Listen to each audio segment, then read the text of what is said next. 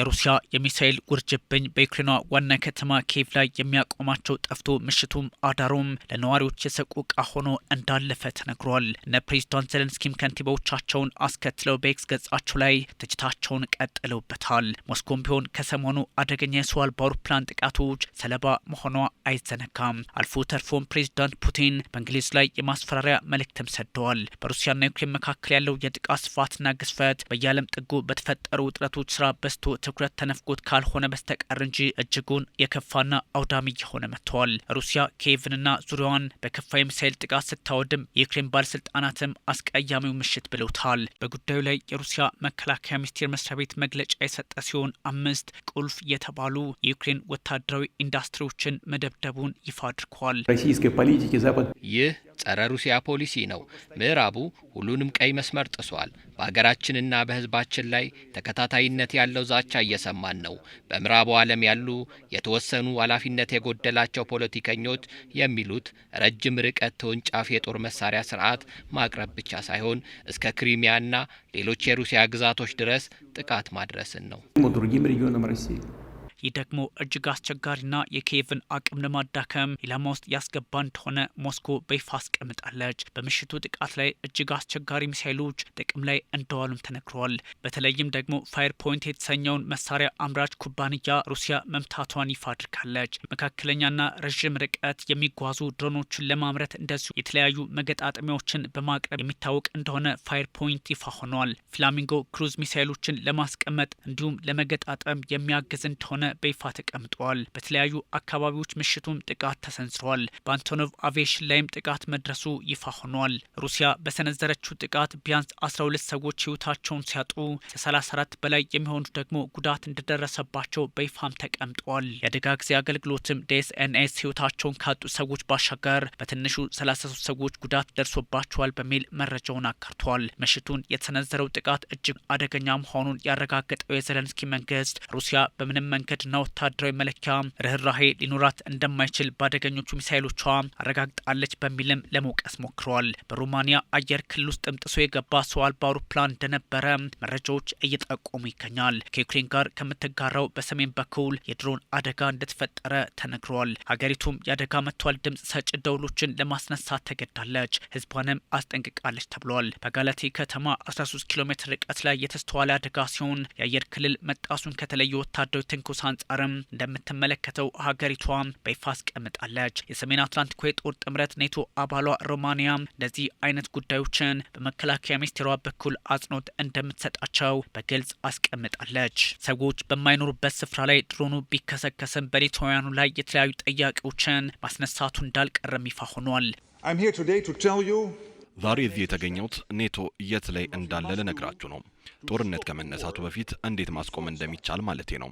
ያን ለማድረግ እኛ ባለብን ብርቱ ስጋት ላይ ግልጽ መሆን አለብን። እኛ የሩሲያ ቀጣይ ስጋቶች ነን። እኛ ቀድሞንም ስጋት ላይ ነን። በሞስኮና በኪየቭ መካከል ያለው የከፋ ሰሞነኛ መጠቃቃት በሁለቱ ኃይላት መካከል የሚቆም እንዳልሆነ ተነግሯል። የፖላንድ ጦር ራስን የመከላከል የአየር ላይ ዘመቻ መጀመሩንም በይፋ አስቀምጧል። የአየር ክልሌን ለማስጠበቅ ይህን ማድረግ አስገዳጅ ሆኖብኛል ያለው የፖላንድ ጦር በደቡብ ምስራቅ ባለው የዩክሬን ድንበር ስጋቱ አለብኝ በሚል ማስጠንቀቂያውንም ለኔቶ ይድረስ በሚል አስቀምጧል።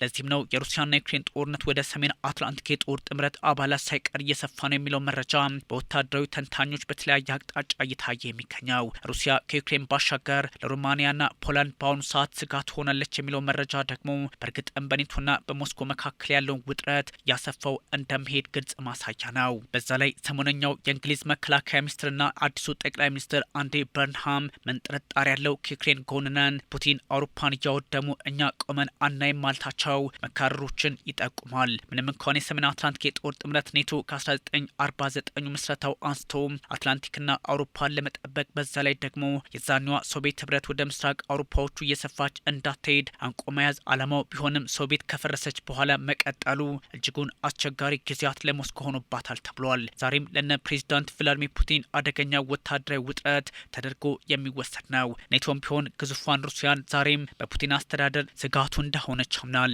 ፕሬዚዳንት ቭላዲሚር ፑቲን በምዕራቡ ተክደናል ማለት ከጀመሩም ከግማሽ ክፍለ ዘመን ተሻግረዋል። ለዚህም ነው በፕሬዚዳንት ፑቲን እጅ ላይ ላይ ያለችው ሩሲያ ዛሬ የቀደመውን የጥምረቱን ውጥን ከወታደራዊ እንቅስቃሴና ከኢኮኖሚ አንጻር ውጥኑን ለመረዳት እድሉን አግኝታለች የሚባልላት አሁን ላይ ያለነው በታሪክ እጅጉን አስቸጋሪ ከሚባለው ቅስፈት ውስጥ ነው። በዩክሬን ላይ ያለው ጫና እጅጉን አስቸጋሪ ነው። ዛሬ ዩክሬን እጅጉን አስቸጋሪውን ምርጫ መምረጥ ሳይኖርባት አይቀርም። ክብርን ማጣት አሊያም ቁልፍ ወዳጆችን ማጣት። ሁለቱ የሰሜን አሜሪካ ሀገራትን ማለትም አሜሪካና ካናዳን አካቶ በ12 ሀገራት የተጀመረው ኔቶ እስካሁን 20 ሀገራትን እያካተተ ቀጥሎ 32 መድረሱ ነገሮች መልካቸውን እንዲለውጡ አድርገዋል። በተለይም በካሊኒንግራድ በኩል ያለው ቀጠና ዛሬ ላይ ሩሲያን ከኔቶዎቹ ጋር የምታላትም ግፋ ሲልም የመጀመሪያው ተኩስ የሚሰማበት እንደሆነ ይነገራል። በዚህኛው አጋጣሚ ደግሞ ሩሲያ የተለያዩ ጥያቄዎችን ማንሳቷን ቀጥላለች። አረዳዱም ከጊዜ ወደ ጊዜ የጨመረ መምጣቱ ለሞስኮም ለብራሰልሶችም ስጋት ሆኖባቸዋል። ካሊኒንግራድ ኔቶዎችን ለመቁረጥ ሩሲያ በሶዋሊኪ ጋፕ በኩል እንደሆነኛ ቁልፍ ቦታ ትወስዳታለች። ከቤላሩስ ጋር ተሳስሮ ኔቶዎች ላይ ጫና ለመፍጠርም ቁልፍ ቦታ ተደርጋ የምትቆጠር ናት። ባልቲኮችን፣ ኤስቶኒያን፣ ላትቪያና ሊትዌኒያን አደጋ ውስጥ ለማስገባትም ቁልፉ አማራጭ ለፑቲን ሆንለች። ፖላንድም ከነዚህ ሀገራት ጋር እንዳትገናኝ የሚያደርጋት ነው። ካሊኒንግራድ ሩሲያ እጅግ ውስብስብ ቴክኖሎጂን የታጠቀ ኃይሏን ከምታንቀሳቀስባቸው ቦታዎች መካከል በግንባር ቀደምነት የምትነሳም ሆናለች። በተመሳይ ሩሲያ ላይ ኔቶ ጫና ለመፍጠር በዚህ አካባቢ ኃይሉን ካሰባሰበ ሞስኮም በቀላሉ ጉዳት እንዲደርስባት እድል ይፈጥራል። በጥቁር ባህርና አርክቲክ ሳይቀር ኔቶና ሩሲያ ዛሬ ላይ ውጥረት ናቸው። ይህ ሁሉ ባለበት አጋጣሚ ነው ሩሲያ በዩክሬን ላይ የፈጸመችው የሚሳኤል ጥቃት አደገኛ ትርጉም እየተሰጠ የሚገኘው። የኪየቭ ከተማ ከንቲባ የህጻናት ሆስፒታል፣ መኖሪያ ቤቶችና ሌሎች መሰረተ ልማቶች ወድመዋል በሚል ማረጋገጫም ሰጥቷል። ሩሲያ ከ1500 በላይ ድሮኖችን፣ 1560 የአየር ላይ ቦምብ ጥቃቶችንና 62 ሚሳይሎችን ባለፈው ሳምንት ዩክሬን ላይ መጠቀሟን ፕሬዚዳንት ቮሎዲሚር ዜሌንስኪ አስቀምጠዋል። ኪየቭ ወደ ሞስኮ በአንድ ምሽት እንኳን ከ600 በላይ ድሮኖችን በማዕበል መልክ መስደዷ የሚዘነጋ አይደለም። Could Russia's next major strike be aimed beyond Ukraine?